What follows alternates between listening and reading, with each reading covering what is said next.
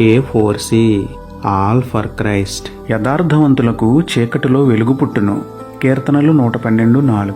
ప్రేమమేడ కృపామేడ పరలోకమందున్న మా తండ్రి, మహిమగల మీ నామమునకు స్తోత్రములు దేవా.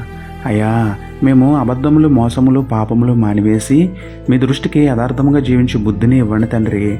కష్టం వచ్చినా నష్టం వచ్చినా చెడు మార్గంలో వెళ్లకుండా న్యాయవంతుడని మీపై ఆధారపడి న్యాయంగా సమస్యకు పరిష్కారం పొందే ధన్యత ఇవ్వండి నాయన. యథార్థముగా జీవించినప్పుడు చీకటిలో సైతం వెలుగు పుట్టును అని విశ్వాసం కలిగి, అంధకార సమయంలో ఉన్నప్పుడు అగాధ లోయలలో పడినప్పుడు భయపడక ధైర్యంగా నీతి, న్యాయ, యథార్థతలు కలిగి జీవించేలా సహాయం చేయండి దేవా.